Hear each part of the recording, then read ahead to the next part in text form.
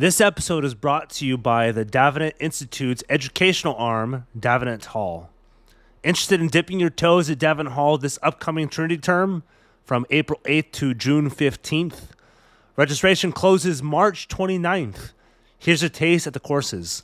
1st and 2nd Corinthians with Joshua Shaw, The Mercy of God in Scripture and Tradition with Ryan Hurd, Male and Female in Modernity with Alistair Roberts, Introduction to Syriac and Arabic Theology with Charles Carman, Philosophy as a Way of Life with Joe Minich, Aristotle Seminar 1, Ethics and Metaphysics with Tim Jacobs, Early Christian Worship, Ritual and Space in the Ancient Church with Matthew Hoskin, Reformation of the Modern World with Michael Lynch, Christian Epic and Old English Literature with Anthony Cirilla, Moral Theology for Counseling with Jim Pachta, Anglican Polity with Nathaniel Keene, Reformed Polity with our very own Daniel Hyde, Baptist Polity with Garrett Walden and Jake Stone, and Philosophy of Law with Colin Redeemer.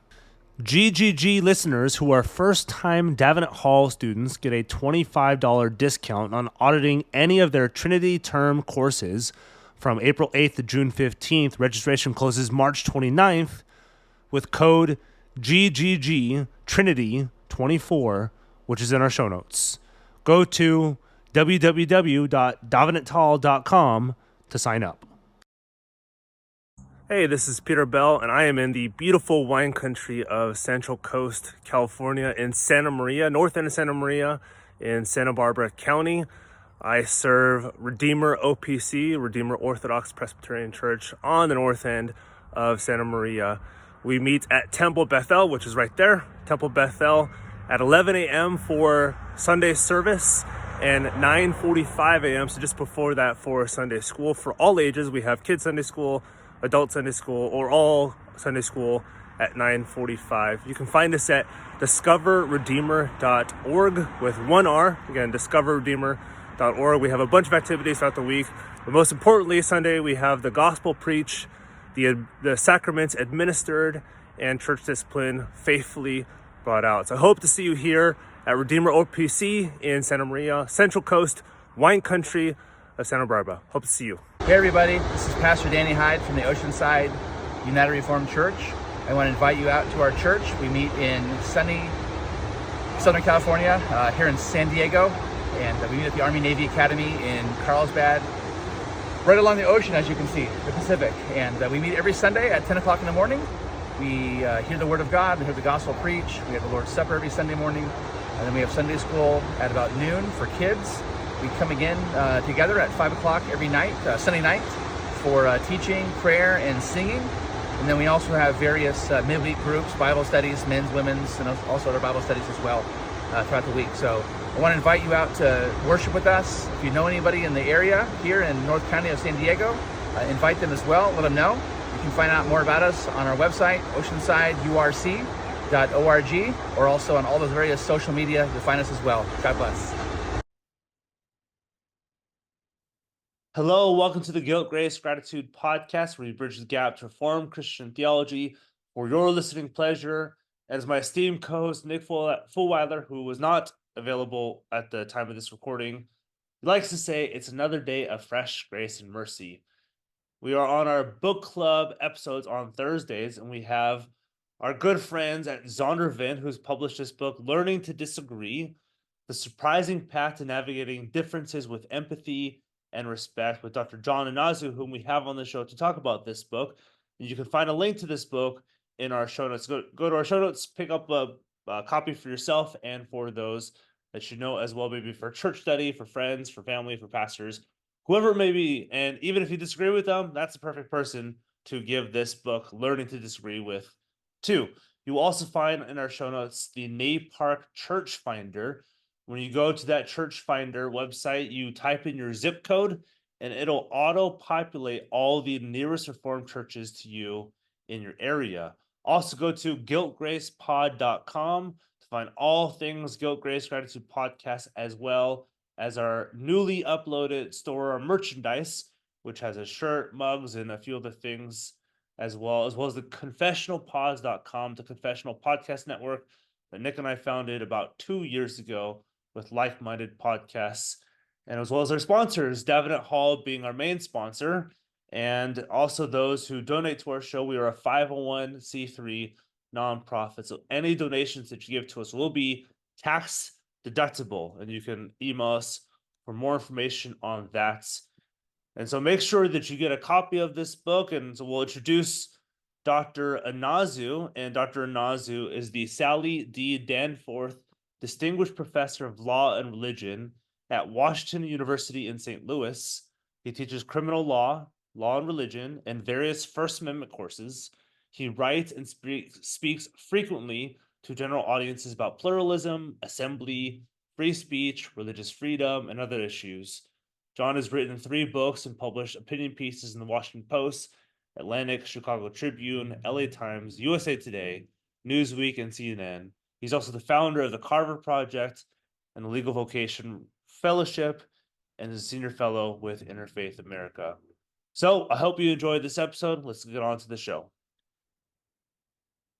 We got John Inazu, who's the Sally D. Danforth Distinguished Professor of Law and Religion at Washington University in St. Louis. Teaches criminal law, law and religion, and various First Amendment courses.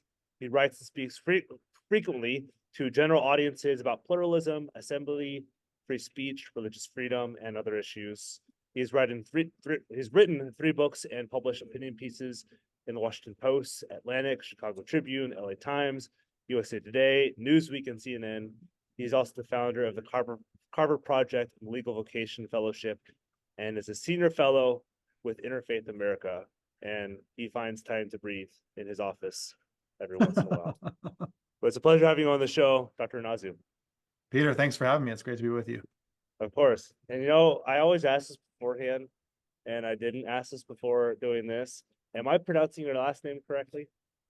Oh yeah, you got it. It's Inazu, but you should call me John. That's fine. Okay, cool. So we got the formal out of the way. Now we'll go informal the rest of the way. So we got your bio, but if somebody is just now learning about you and like, okay, this John guy, John Inazu, let's get to know him beyond the stuff that he's written for outlets or his books or his law professorships. Let's get to know John Inazu outside of his bio. Yeah, cool. So start with my family. My wife Caroline and I have 3 kids. They're 16, 14, and 11. And so right now we're doing a lot of stuff, with them. My 16-year-old is now threatening college. She's getting close, so I can feel that Okay. Yep. pretty acutely. And I don't know, there's not a ton of spare time, but in the spare time we have, I like to get together with friends and feel really grateful to have good friends here in St. Louis and around the country. Lived in a lot of different places, so have developed different friends and networks around the country over time. And I just got back from Kenya with my son, so that's another a big recent trip we've had together. Yeah, what was in Kenya? We were visiting actually a friend of mine I've known since 8th grade. He's over there with his family for the year. So we went and saw them, and then I spoke at a university in Nairobi and did a little safari. And so for like a father-son trip, my son's 11, it was awesome. That's super cool. Yeah. So first kind of real question on this is, it's already in your bio, but you've written pretty extensively on the First Amendment, on religious liberty and plurality, as well as Uncommon Ground with Tim Keller. This is a few years back, I think 2021. Where did the idea for this book come about? The new one? Yeah, the Learning to Disagree. Yep. Yeah. So, kind of started gelling in my head at the height of the pandemic when we were all isolated and angry and confused. And I was just thinking about, if we're going to get back to some better set of relationships, we're going to have to work on this better and differently. Yeah. And it occurred to me that a lot of my own experiences in the classroom, but also just living life as a lawyer, had something to say about how ordinary people might better disagree around the dinner table or in the neighborhood or the workplace. So that's kind of what started it. And then as I started putting it together, I thought, this is going to work much better if I can provide a story with a narrative arc instead of a bunch of teaching points, or just a chapter of instruction sheets. So that's what kind of gave life to the frame of the book. So that's brings me to the next question, which is, Cool, because you saw the questions beforehand, so you're probably seeing this too. So the structure of the book is pretty clever. It starts from August, and I think it goes either until May or June. So it covers a full 2 semesters worth of full academic year. You begin the book with your preparations to teach in August, and you end with your classes in June, so finals and all that fun stuff that people know about. Why follow the calendar for teaching? So you're a law professor at Washington University, St. Louis. Why follow a teaching schedule in a book about disagreeing?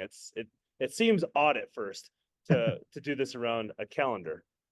Yeah, so a couple of things there. One is I wanted to explore how my experience, especially in the classroom and teaching law and helping people understand what law can show us about disagreement, how that unfolds in an actual classroom setting. And so I had to set that up based on the calendar rhythms so I could take a reader through the experience of a classroom. But I'll say another thing that kind of hit me as Yeah. I was writing it is that I could then model and demonstrate how conversations over time can actually unfold in an environment of built trust.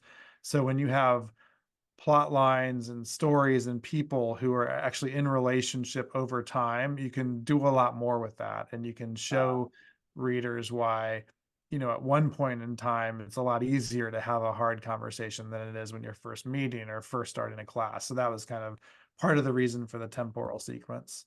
Okay, cool. And maybe behind this too, because we interview a lot of theologians, and very few law professors who write at the intersection of law and faith. What got you into First Amendment issues? What got you into the law practice? First and foremost, I think you studied engineering in college, if I read that correctly. So Yeah. what got you into the law profession in general? Yeah, it was a very twisted road. I mean, as in windy, not, malformed. I, I was an engineering major in college. I discovered very early on that I did not like engineering, but I was there on an ROTC scholarship, and Okay. basically the deal was they would pay for college, but I had to major in engineering, and I actually loved my Hmm. friends in campus ministry and local church. And so I was really committed to staying there, but it meant that I had to do this major. So I kind of basically just rolled up the sleeves and did 4 years of civil engineering, desperately looking for how to leave it. Uh, and then I thought, well, I'm going to go to law school as an escape hatch from engineering. I didn't know anything about the law, had never taught to a lawyer. I just knew it wasn't engineering. And that was really the sole motivation of going to law school. And then from there, sort of took a very long and somewhat non-traditional route to get into law teaching. I practiced law for 5 years. I was a youth pastor for a couple of years. I did a Huh. PhD and eventually ended up teaching law, which is great. Yeah. So further into this, you make a case, and this is somewhat overarching throughout the book. Um, that interpreting and applying the law, I think for law, and you talk about this, everyone kind of assumes it's like, okay, this is what the law says, and this is obviously what you got to do. And so they just go do it. This is what the law says, and this is what everybody has to do. Why is there any disagreeing about this stuff? It's it isn't unlike learning how to disagree, because you say it's a lot more complex than just this is what the law says, and I'll just apply it. So what is how does interpreting and applying the law, how does that apply to learning how to disagree? Yeah, I mean, so when you think about what lawyers do, or at least what good lawyers do, it depends on knowing the other side of an argument really well. Yeah. So you can be a kind of, echo chamber advocate and a loudmouth, but you're not probably going to be a very good lawyer at the end of the day. Being a good lawyer means really wrestling with the other side of an argument and understanding its best form, its complexity, and then also understanding why when we get into legal and policy disputes in this country, we have systems and laws as a way to resolve those. And it's a pretty great alternative to street violence, right? That we have this in place. So Yep. it's a good thing that we have the law, but learning the tools within the law to understand disagreement and to understand a different side of an argument. My intuition as I started writing this book was these are the kinds of things, if you take away the technical language, these are the kinds of things that everyday people can also use as they work to understand those people or those arguments that they just don't understand or they just don't think are plausible or within the bounds of reason. And so I'm trying to equip people to do that better. Yeah, and this is a side tangent, but I think it's also relevant. Um, when students come to law school, and again, you write about this in the book too, how do they usually approach the law? And then this again has something to do with learning to disagree. How do they approach the law? And then how are you hoping to kind of redirect them? So, it's not quite that cut and dry. So like even for your own students, how do you hope they come through law school, not with a different understanding, but how to better approach the law and how to make decisions based off of various case studies and whatnot?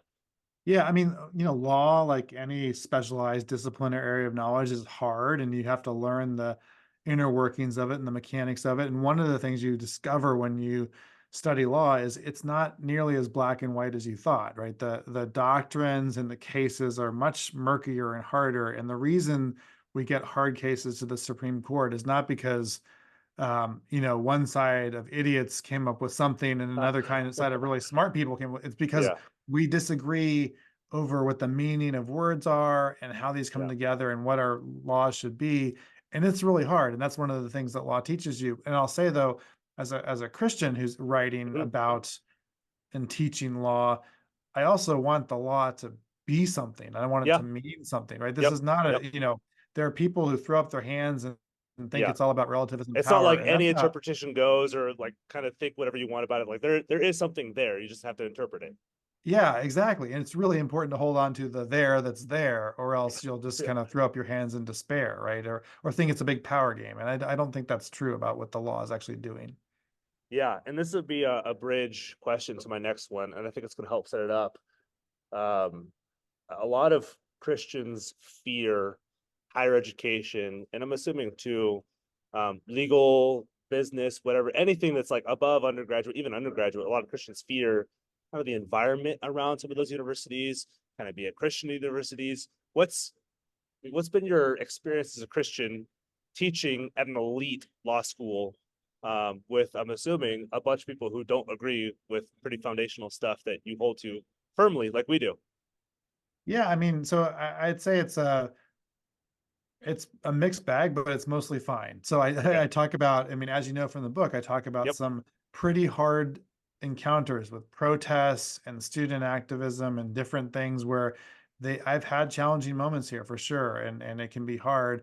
And I teach at a university that is not religious and No. doesn't always support what people of faith want to do. And at the same time, most of my days are kind of normal, right? Most days are not about like a huge activist culture. There are students wanting to learn and teachers wanting to teach, and it's just fine and it's pretty normal. And that's kind of important to probably how most of us live our lives, that our lives are not really narrated by a bunch of headlines and exclamation points, but it's doing the ordinary work that we're called to do. And then I'll also say, and this is not generalizable everywhere, but in my Sure. experience here, this is a place, Washington University, where I was able to found a ministry around Hmm. Christian faculty, and we're very public in what we do, and we're not trying to take over the university, but we do have a place here, Yeah. and Yeah. we want Yeah. to, serve faithfully and mentor students and partner with area churches, and we've been able to do that for the last 6 years, and I think a very healthy and vibrant way. Yeah. So that's good into this upcoming question. So there was, as everyone who's now listening to this has heard, some of the stuff that happened last December with Harvard, Columbia, Penn, and trying to figure out how do we navigate some of these issues. And like I said, universities, elite universities at that, all universities at that, have become a battleground of ideas. Better yet, a place where ideas are shut down, not really dialogued with, like you talk about in this book, and you profile some of these things as well. And they're seemingly shot down more violently than ever before. At least that's what we see, I guess, in media. And you interact with students on a daily basis, those who begin and then those who end at law school.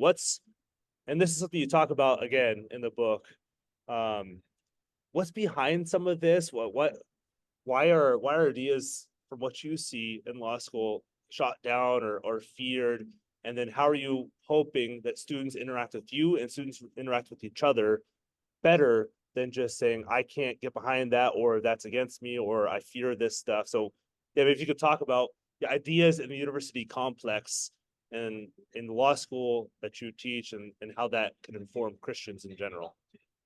Yeah, I mean, so I think there are a couple points here. One is the institutions themselves need to have good leadership and clear purpose. And when you have both of those in place, this kind of thing happens far less frequently. And when it does blow up, it doesn't sort of take over the local narrative, or it doesn't kind of cripple the institution. But so it matters. It matters to have good leaders who know what the purpose is and also know the boundaries of reasonable disagreement. And I think we've seen good examples of that, and we've also seen plenty of bad examples. And I think students will follow the signals that come from leadership in many cases. Now, on the student side, these things don't always go well on the group meet or in social media. So No, I yeah. try to encourage my students, get offline, get face to face, be with the people around you. And you asked at the end of your question about Christians too, same thing applies, right? I mean, how many times have we been on social media where we just feel compelled to write something, and when does that really ever matter? Rarely, right? Usually the best answer is to let it go, or to move a conversation offline and face to face. And so I think the more that happens, the better these kinds of environments unfold. Yeah, amen. I'm not good at that myself, but I think that's something we all have to work on. And maybe too, pushing into this more. So there's a woman you talk about who wants to do directed study with you on Augustine. And this is, I'm trying to think more, okay, this is not just the outside of that's happening to us. This is something that we deal with. This is something you dealt with, and thinking, oh, this woman's like, she's gonna have the wrong thesis, and I'm gonna disagree with her. And at the very end of the book, spoiler for those who are listening, she comes out with a really good thesis, and like you say, a really good paper. What is it like your experience dealing with disagreement, and also somebody at the church that you had gone to or still go to? How have you yourself dealt with difficult topics or assumptions about other people coming into disagreements or conversations, like, oh my gosh, this person again, I don't know how I'm going to deal with this again. So how have you dealt with this yourself? Yeah, I mean, and part of the reason to include some of those stories is to illustrate that I'm sort of learning alongside the reader Yeah, here, right? you're not the This guy is, who's got all the answers that people learn from. yeah, You've dealt with this. yeah, and continuing to deal with it. I mean, and this is a very sort of human challenge that doesn't really fully ever go away. So I think part of this, the example of the student that I'm mentoring in terms of her thesis, and starting with the presumption that this person's never really going to get it together or learn or be teachable, and then being surprised by the end where she really does come around. And sometimes the coming around is not on our own timing. In some cases with students, it's years later that they reach out and say, you know what, on reflection, Yeah, what you said or what happened is making more sense to me. And so part of I think the lesson to me is that people don't always change or respond on my time frame or on my expectations, but unfortunately. Yeah. life is really kind of a false dichotomy, because we're all learning and trying and struggling through life. Well, so the question was sort of about like what I learned myself and Yeah, what you're this. learning Yeah. yourself and how you're dealing with yourself. Yep.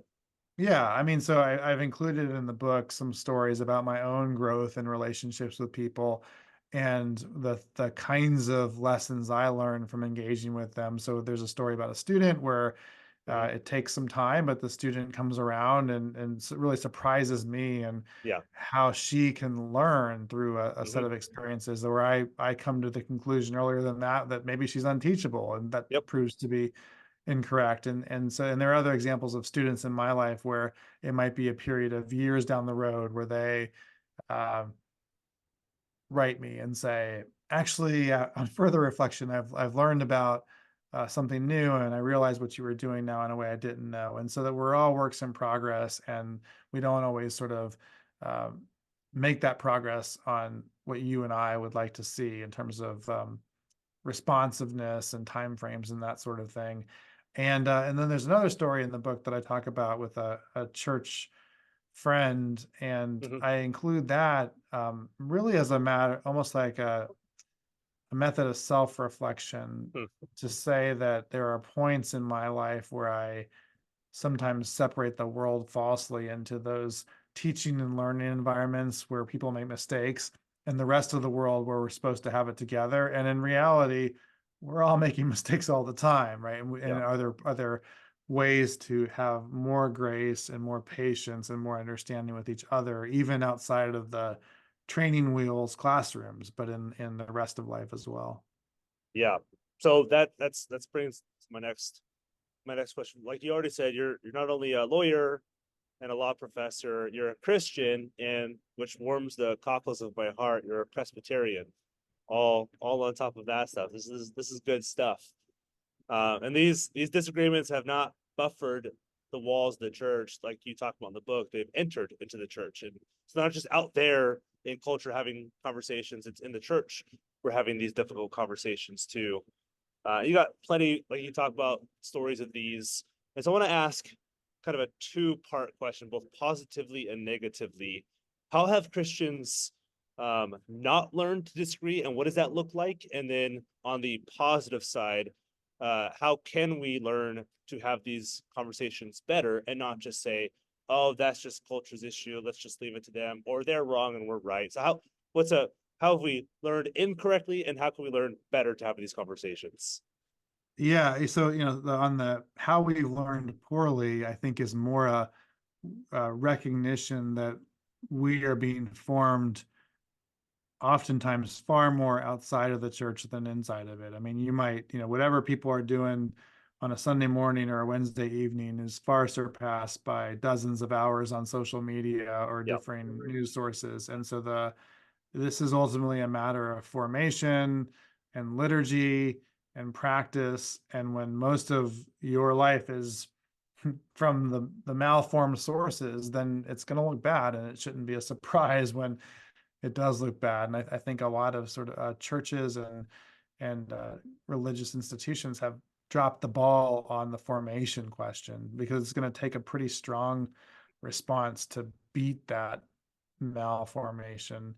In terms of what the opportunities are, though, we could do, I mean, it's still the case that the social institution of church is one of the few unique places where people can come together consistently over time and around the same people and build trust and build opportunities to dialogue with each other. So if we can do that effectively, if we can get people talking and trusting, and then do that in the frame of we do have some pretty remarkable theological resources and the fruits of the spirit and Yeah. other promises that we have as Christians, that can really help us in our engagement with one another. So I'm going to ask this question from a slightly different perspective. If somebody, and I'm thinking again, because we have a majority Christian audience who listens to us, a Christian who comes and says, I get what you're saying, Dr. Inazu, but like there's nothing I can agree with kind of culture out there. How do I learn how to disagree if there's nothing to agree with on their side? But how would you kind of go about a conversation with somebody who thinks that? Yeah, I mean, I guess the first question would be maybe a challenge the premise to say we have a long history within the tradition of Christianity of engaging actively with culture and learning from and borrowing all aspects of culture, whether it's from art, politics, um, knowledge, and philosophy. And don't miss out on the riches that are out there from other parts of culture, and that can be extremely helpful to the building, cultivating, and sustaining of Christian faith and the Christian tradition. But I think it's also, almost as a discipline, it's useful to ask what you might find good about the things you don't like, whether it's a political party or a person or a piece of art or a relationship. And I mean, if you can really take time and invest in whatever that other person or thing is, and if you really conclude there's nothing there for me to learn, and it might be time to go back to the drawing board about how you're engaged in the first place. I mean, just ask, like, what about this object or person or party reflects God's goodness in the world? So, because you're a First Amendment scholar, that's what you've done most of your work on.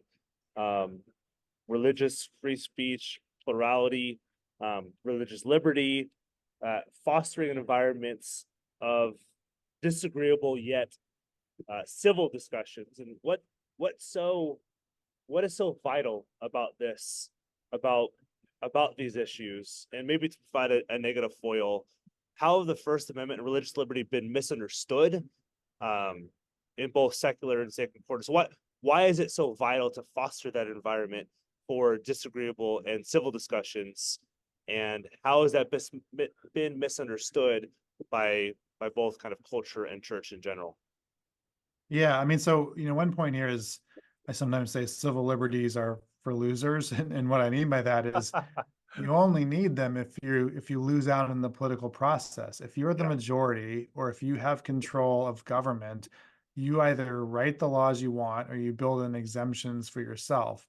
It's when you're in the political minority or when you lose that you then really respond or need to rely on civil liberties and rights protections. And so that's, the other point related to that is we're all going to be on the losing side at some point. This is politics is too dynamic and too unpredictable. And so think of this almost like a mutual non-aggression pact. I need these liberties, you need these liberties, people we don't like need these liberties, and you need them most when you've lost. And so to protect them on the front end, we need to have a common commitment to them. And that means protecting and allowing for positions and viewpoints that we don't like. And I think for Christians in particular, it's extremely important to see, especially religious freedom, as a right that is guaranteed to all and that needs to be protected on behalf of all. So as we advocate in the public square, yes, we should protect our own ability to worship and be engaged in the country, and so should other faiths, and we should equally lobby in the defense of other faiths to do the same. Even at the end of the day, if we're allowing people whose views are different than ours to thrive in their viewpoints, that's how a democracy and how a pluralistic society works. Yeah, and maybe I'm gonna channel my inner critic on this, even though I agree with you. I'm gonna channel the inner critic who says, I get it, but if they're wrong and God's word says they're wrong, then why should we allow them a seat at the table to talk about this stuff? Because if we're allowing these disagreements to take place, how is this not unloving of me to say, no, this is wrong. I can't allow them a place at the table, which feeds into our fear of agreement with them or us not having good conversations. So maybe if you could talk to somebody who says, I see what you're saying, but I'm fearful of where this leads down the road, where this is kind of me implicitly saying that your views are just as truthful as my views are. Yeah, I mean, so none of this, requires or depends upon capitulating to some form of relativism or anything like that. You can hold convictions with confidence and engage with other people across difference. When it comes especially though to legally enforced norms, the difference between persuasion and coercion matters a whole lot, right? So I might still want to be able to persuade someone else of the wrongness of their view or the correctness of my view, and that's really important as well.